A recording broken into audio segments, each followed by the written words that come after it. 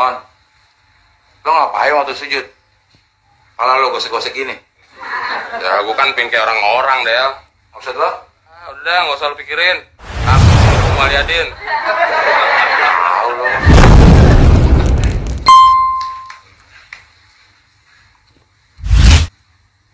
Kok belum hitam juga ya?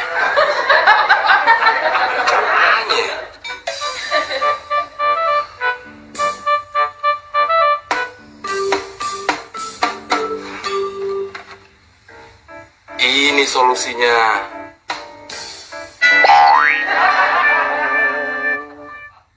Man,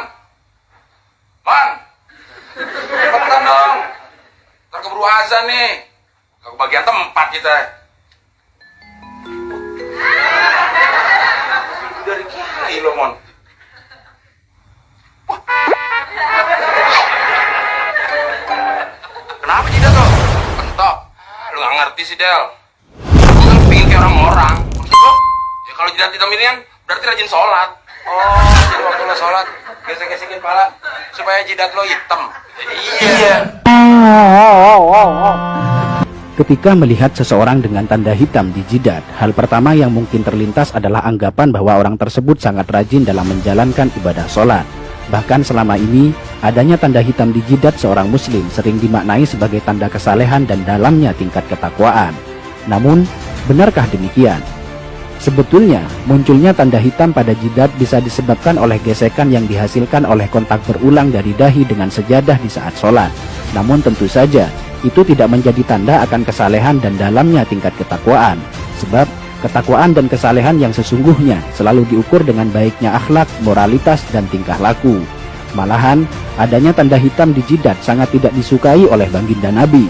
Dalam sebuah hadis yang diriwayatkan oleh Anas bin Malik dijelaskan bahwa Rasulullah SAW bersabda yang artinya, "Sungguh, aku marah dan tidak menyukai seorang laki-laki yang ketika aku melihatnya terdapat bekas sujud di antara kedua matanya." Dalam hadis lain yang diriwayatkan oleh Imam Al-Baihaqi dituturkan bahwa Abdullah bin Umar, salah seorang sahabat terkemuka, tidak menyukai adanya bekas hitam pada dahi seorang muslim. Suatu hari, ada seseorang yang datang menemui Ibnu Umar. Setelah orang tersebut mengucapkan salam, Ibnu Umar bertanya kepadanya, "Siapakah Anda?" Orang tersebut menjawab, "Aku adalah anak asuhmu." Ibnu Umar melihat ada bekas sujud yang berwarna hitam di antara kedua mata orang itu. Beliau pun berkata kepadanya, "Bekas apa yang ada di antara kedua matamu itu?" "Sungguh, aku telah lama bersahabat dengan Rasulullah, Abu Bakar, Umar, dan Utsman. Lalu, apakah kau melihat ada bekas tersebut pada dahiku?" Hadis riwayat Al-Baihaqi. Masih dari Ibnu Umar, suatu waktu beliau melihat seseorang yang pada dahinya terdapat bekas sujud. Ibnu Umar berkata, "Wahai hamba Allah, sesungguhnya penampilan seseorang itu terletak pada wajahnya. Karena itu, janganlah kau memperburuk penampilanmu." Hadis riwayat Al-Baihaqi. Dalam hadis lain dijelaskan bahwa suatu ketika Abu Darda melihat seorang perempuan yang pada wajahnya terdapat kapal seperti kapal yang ada pada seekor kambing. Beliau lantas berkata, "Seandainya bekas itu tidak ada pada dirimu, tentu lebih baik." Hadis riwayat Al-Baihaqi. Dari Humaid bin Abdurrahman, ia berkata, "Aku berada di dekat As-Sa'ib bin Yazid ketika seseorang bernama Az-Zubair bin Suhail bin Abdurrahman bin Auf datang. Melihat kedatangannya, Sa'ib berkata, 'Sungguh dia telah merusak wajahnya. Demi Allah, bekas di dahi itu bukanlah bekas sujud. Demi Allah, aku telah sholat dengan menggunakan wajahku ini selama sekian waktu lamanya. Namun, sujud tidaklah memberi bekas sedikit pun pada wajahku." Hadis riwayat Al-Baihaqi. Sampai di sini, mungkin ada yang bertanya, lantas bagaimana pengertian ayat yang menjelaskan bahwa bekas sujud merupakan tanda seorang mukmin yang nampak melalui wajahnya? Menjawab pertanyaan ini, terdapat penjelasan dari Imam Al-Baihaqi yang dituangkan dalam kitab Sunanul Kubronya.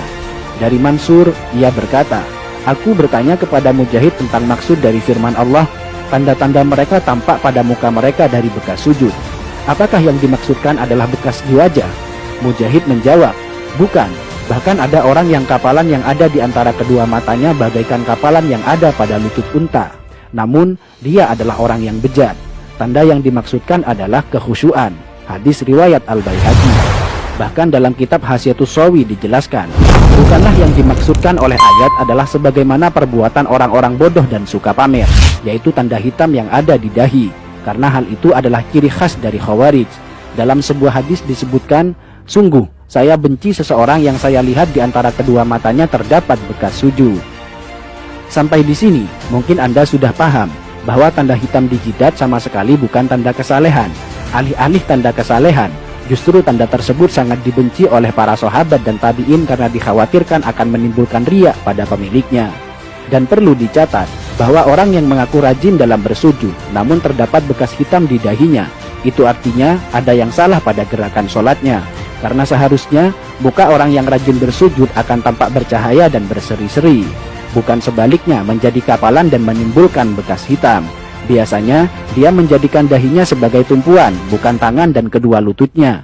Padahal cara sujud yang benar adalah sebaliknya, yaitu menjadikan kedua tangan dan lutut sebagai tumpuan.